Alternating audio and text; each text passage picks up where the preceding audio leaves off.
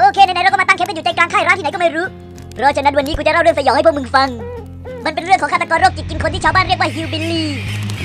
มันเป็นฆาตกรโรคจิตกินคนที่น่าเกลียดไม่ชอบสังคมและมันจะกินทุกคนที่เข้ามาอยู่ในอาณาเขตบ้านมันน่ากลัวดีนี่ไปเอามาจากอินเทอร์เน็ตหรือไงเปล่านี่เรื่องจริงกูอ่านมาจากป้ายเตือนข้างๆมึงอะ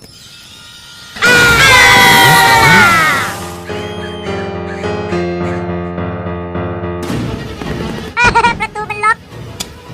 ดูเหมือนไฟที่สวิตช์จะไม่ติดนั่นก็คงมีแค่ทางเดียวเท่านั้นที่เราจะออกไปจากที่นี่ได้ก็คือหาเครื่องปั่นไฟแต่เนื่องจากตอนนี้เรามีฆาตกรโรคจิตวิ่งไล่ตามเราอยู่จึงจะเป็นการฉลาดกว่าถ้าเราจะไปเป็นกลุ่มเพื่อความปลอดเฮียมันไปกันหมดแล้ว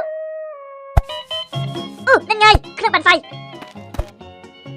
ดูเหมือนจะเสียและเขาถึงเวลาที่จะได้ใช้ทักษะที่สะสมมาตั้งแต่สมัยเรียนช่างกลเก่าเหรอมึงคิดว่ามึงผ่านมันจะง่ายมั้ย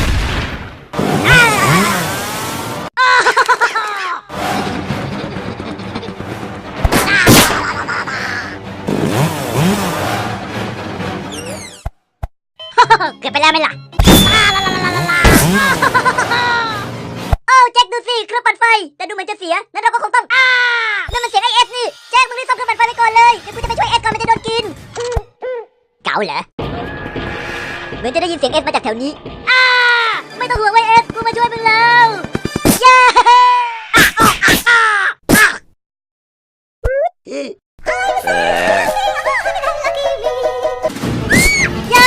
ได้โปรดอย่ากินกูเลยกูยังไม่อยากโดนกินอยู่เลยแต่กระดูกมัน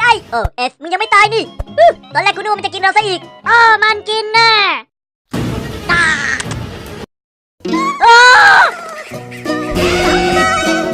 โอเคดูไว้กูซ่อมเครื่องปั่นไฟเสร็จแล้วรีบออกไปจากที่นี่ยังมาทำอะไรกันเนี่ย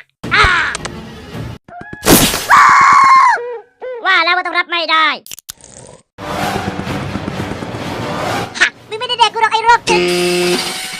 เย่มึงรักกูเล่นใช่ไหมเนี่ย